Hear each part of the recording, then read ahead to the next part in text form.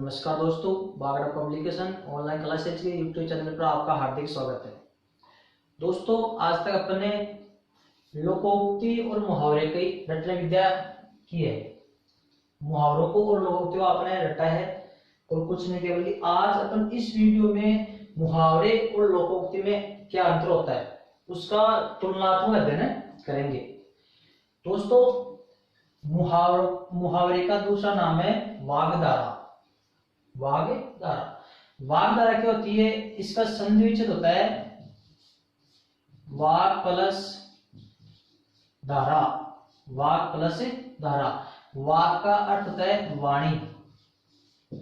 वाणी की प्रवाहपूर्ण धारा, कि वाणी की ऐसी धारा जो सुनने वाले व्यक्ति को प्रभावित कर ले, उसको प्रवाह में डाल दे, उसको बोलते हैं वाग्धारा।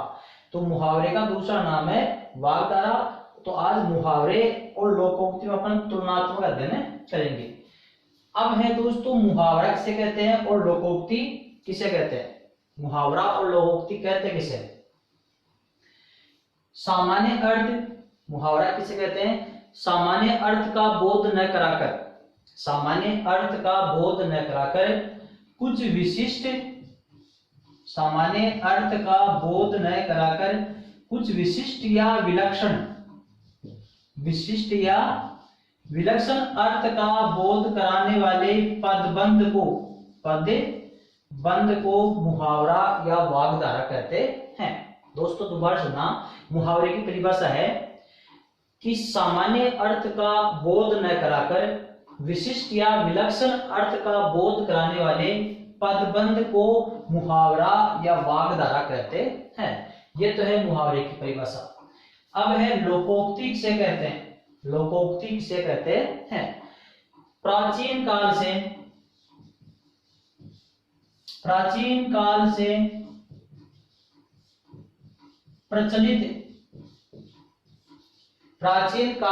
प्रचलित कथन को सुनकर, प्राचीन काल से प्रचलित कथन को सुनकर लोगों के द्वारा कहे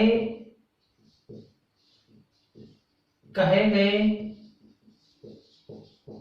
उक्ति, कही गई उक्ति को, प्राचीन काल से प्रचलित कथन को लोगों के द्वारा सुनकर कही गई उक्ति आपकी लोकोक्ति कहलाती है।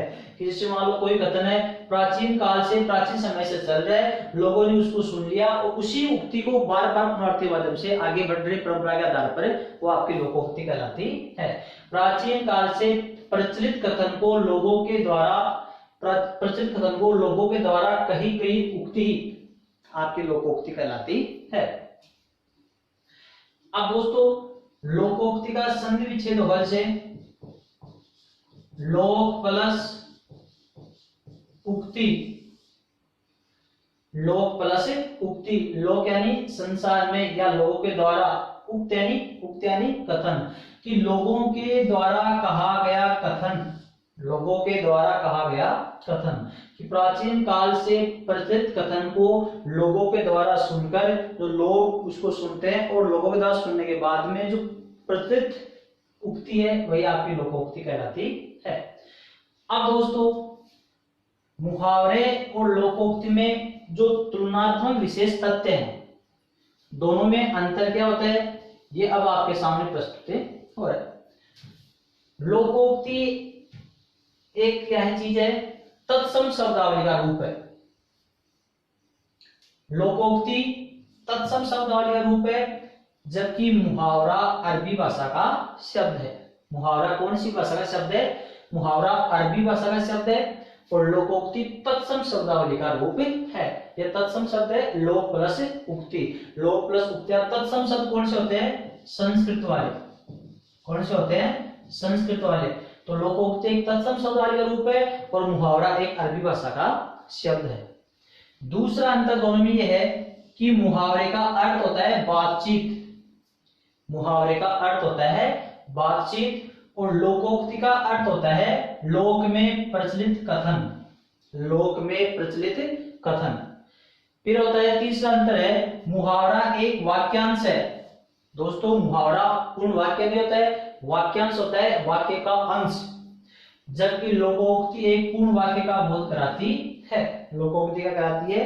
पूर्ण वाक्य का बोध कराती है। मुहावरा, चौथा पॉइंट है, मुहावरा गद्यात्मक है। मुहावरा क्या होता है? गद्यात्मक होता है। और लोकोक्ति होती है आपकी गद्यात्मक और पद्यात्मक दोनों होती है। दोस्तों वैसे तो ये लोकोक्ति और मुहावरे में जो अंतर है, वे वस्तुनिष्ठ प्रश्न आते हैं उसमें तो ऑप्शन आपके सामने होते हैं, बल्कि जो थ्योरिकल एग्जाम होती है, थ्योरिकल एग्जाम होती है उसमें से पूछ लेते हैं कि मुहावरे और लोकोक्ति में क्या अंतर है, स्पष्ट कीजिए। तब ये वीडियो आपके लिए अति महत्वपूर्ण है। तो अगला पॉइंट है, मुहावरा लक्षणा शब्द शक्ति का बोध कराता है, या मुहावरे में लक्षणा शब्द शक्ति होती है। जैसे 9 2 11 हो जाना, भाग जाना। राम नकल करते हुए पकड़ा गया तो पानी पानी हो गया। राम नकल करते हुए पकड़ा गया तो पानी पानी हो गया। अब इस वाक्य में पानी पानी हो जाना मुहावरा प्रयुक्त हो गया है।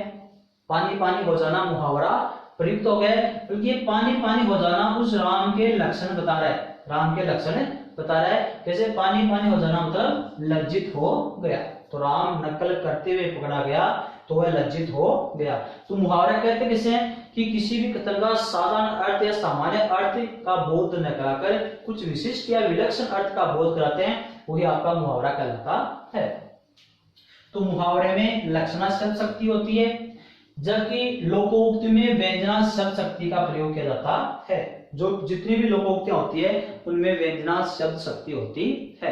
जैसे अपन कहते हैं, मारवाड़ी में कहावत है, जैसे अंधी पीछे कुत्ते खाए, अंधी पीछे कुत्ते खाए। तो व्यंजना शब्द शक्ति कहाँ होती है? किसी भी बात को सीधा न कह करके उसको व्यंग्यार्थ में कहना।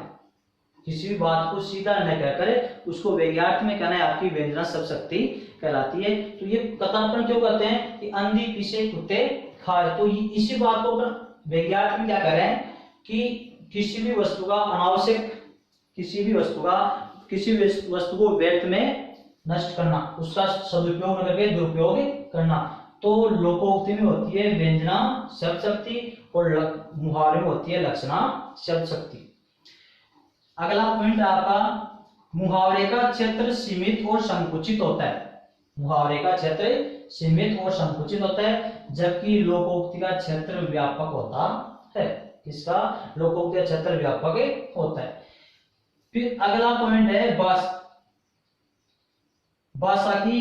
मुहावरा भाषा की लाक्षणिकता की धरोहर होता है। मुहावरा भाषा की लाक्षणिकता का धरोहर होता है। कैसे? क्योंकि मुहावरे में लक्षण प्रकट होते हैं, जबकि लोकोक्ति भाषा की व्यंग्यार्थ धरोहर होती है। जबकि लोकोक्ति भाषा की व्यंग्यार्थ धरोहर होती है। अगला पॉइंट आएगा दोस्तों, विशेष है कि मुहावरे के अंत में ना का प्रयोग किया जाता है। मुहावरे के अंत में हमेशा ना का प्रयोग होता है, जबकि लोकोक्ति के अंत में ना का प्रयोग नहीं किया जाता है। जैसे आ बेल मुझे मार, अब इसके अंत में ना नहीं है तो लोकोक्ति है। 9 2 11 हो जाना, हो जाना, ना का प्रयोग हो गया तो यह आपका मुहावरा है। अंधी पीछे कुत्ते खाए, ना का प्रयोग नहीं हो रहा है तो लोकोक्ति है। तिल का ताड़ बनाना, जिसके अंत में ना गया तो मुहावरा है। तो ध्यान रखना, मुहावरे के अंत में हमेशा ना का प्रयोग होता है और लोकोक्ति के अंत में हमेशा ना का प्रयोग कभी नहीं होता है। 9 दिन चले अटाई कोस, ये लोकोक्ति है। बल्कि विद्यार्थी कुछ ऐसे अंतर होते हैं कि कुछ मुहावरे जो लोकोक्तियों में प्रयुक्त होते हैं और मुहावरे में प्रयुक्त हो जाते हैं, कुछ दोनों होते हैं और कुछ अलग अलग होते हैं। मुहावरे के अंत में क्रिया का सामान्य रूप प्रयुक्त होता है। मुहावरे के अंत में क्रिया का सामान्य रूप प्रयुक्त होता है। कैसे? जैसे 9 2 11 हो जाना, अब ये जाना क्रिया का रूप हो गया। तिल का ताड़ बनाना, ये बनाना क्रिया का रूप हो गया। जबकि लोकोक्ति के अंत में क्रिया का सामान्य रूप प्रयुक्त नहीं होता है। आ बेल मुझे मार और 9 दिन चले अढ़ाई कोस, तो इसमें क्रिया का प्रयोग नहीं होता है। अगला पॉइंट है समाज लोगों मुहावरा समाज की सरस और चुटीली अभिव्यक्ति होता है। मुहावरा समाज की सरस और चुटीली अभिव्यक्ति होता है कि समाज में कोई भी कथन है उसको सरस बनाता है, उसको चुटीला, उसको मनोरंजनात्मक रूप में अभिव्यक्त करता है। जबकि लोकोक्ति समाज की सांस्कृतिक और ऐतिहासिक धरोहर होती है। ये समाज की संस्कृति और इतिहास के आधार पर आगे प्रचलित होती है। लास्ट पॉइंट इसमें मुहावरा का प्रयोग। मुहावरे का प्रयोग भाषा में सजीवता, ताजगी और अभिव्यक्ति में संक्षिप्तता के लिए किया जाता है। मुहावरे का प्रयोग भाषा में सजीवता लाने के लिए, ताजगी लाने के लिए और उसमें उसकी अभिव्यक्ति को संक्षेप रूप अभिव्यक्त करने के लिए किया जाता है। जबकि लोकोक्ति किसी कथन का स्पष्टीकरण और समर्थन करने के लिए किया जाता है। जबकि लोकोक्ति का प्रयोग किसी भी कथन को स्पष्टीकरण और किसी भी कथन का समर्थन करने के लिए इसका प्रयोग किया जाता है। अब दोस्तों ये तो है मुहावरे और लोकोक्ति में अंतर। मुहावरे का दूसरा नाम है वाग्धारा। अब कुछ ऐसे होते हैं जो लोकोक्ति में प्रयुक्त होते हैं और मुहावरे में प्रयुक्त होते हैं। मुहावरे के अंत में ना होता है, लोकोक्ति के अंत में ना का प्रयोग नहीं किया जाता है। अब जैसे ये आधा तीतर आधा बटेर, आधा तीतर आधा बटेर। अब इसके अंत में ना का प्रयोग नहीं हो रहा है तो ये आपकी लोकोक्ति है।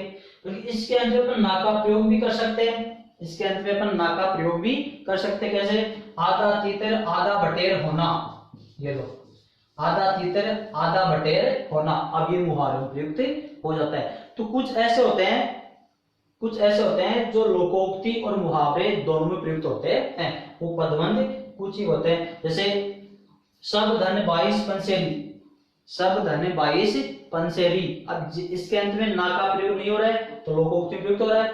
और सब धन 22 पंसेरी होना, सब धन 22 पंसेरी होना, तो जिसके अंत में ना आता है मुहावरा होता है। तो अब ये मुहावरे में प्रयुक्त हो गया।